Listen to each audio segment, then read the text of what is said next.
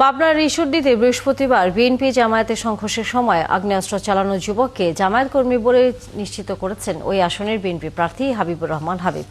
বিএনপির কর্মীরা বলছেন জামায়াত সংশ্লিষ্ট ওই যুবকের নাম তুষার মণ্ডল। এদিকে জেলা জামায়াতের আমির এবং ওই আসনের দলীয় প্রার্থী অধ্যাপক আবু তালেব মণ্ডল জানান তুষার জামায়াতের কেউ নন। যদিও তুষারের মা বলেন ওই দিন তার ছেলেকে জামায়াতের নেতারা বাসা থেকে মিছিলে নিয়ে যান। সহকর্মীদের তথ্যছবিতে বিস্তারিত।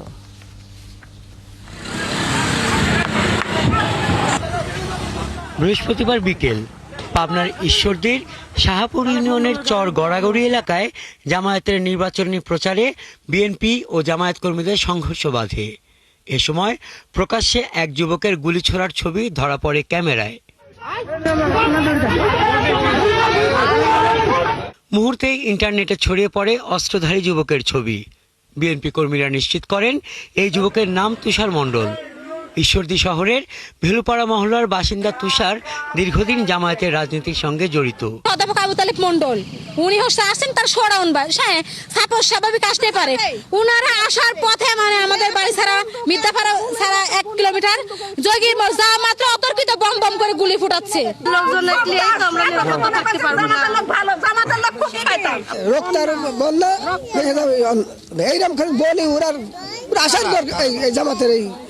মূল উদ্দেশ্য হলো আমাদের সম্মানিত জেলা আমিরকে হত্যার উদ্দেশ্যে এবং এর সাথে যারা নেতৃবৃন্দ ছেলেকে তাদের উপরেই মূলত টার্গেট করে হামলা করা হয়। একই রকম অভিযোগ করেন ওই আসনের বিএনপি প্রার্থী হাবিবুর রহমান হাবিব। তিনি আরো জানান ওই দিন জামায়াত প্রার্থী তালেব মণ্ডলের গাড়ি থেকেও গুলি হয়েছিল। তাদের যে হাইট ছিল তাদের সাথে আরো তার বাবার নাম সুলতান মাস্টার, এটা যে গুলি করে তার নাম তুষার, বাবার নাম তাহির, ভেলুপাড়া বাড়ি, এবং তালেব মণ্ডলের সাথেই পরে কিন্তু ওই গাড়িতে আবার এসেছে। অথচ জনরোষের শিকার হয়ে তাদের যেগুলো আহত হয়েছে জনরোষের শিকার। তবে পুরো বিষয়টি অস্বীকার করে জামায়াতের প্রার্থী তালেব মণ্ডল জানান অস্ত্রধারী যুবক তার দলের কেউ নয়। কি ভিডিও দেখেছে না দেখেছে সেটা তাদের ব্যাপার, আমাদের কোনো কর্মী তোষার ওসব নাই, আমাদের জানি না ছাত্র শিবিরের লিস্ট বের করতে বলেন তোষার নামে কেউ আসছে নাকি, কার ভিতর কি বলে সব আবল তাবল। আর এ নিয়ে তুষারের মা সাংবাদিকদের জানান বৃহস্পতিবার বিকেলে তার ছেলেকে মিছিলে নিয়ে গিয়েছিলেন জামায়াতের নেতারা।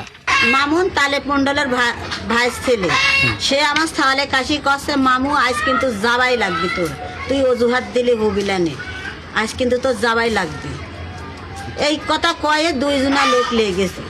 ঈশ্বরদী থানার ভারপ্রাপ্ত কর্মকর্তা ক্যামেরায় কথা বলতে রাজি না হলেও টেলিফোনে জানান বৃহস্পতিবার পর থেকে তুষারকে তারা খুঁজছেন, যদিও এ নিয়ে থানায় কোনো পক্ষই মামলা দায়ের করেনি। হাসান আহমেদ, ৭১।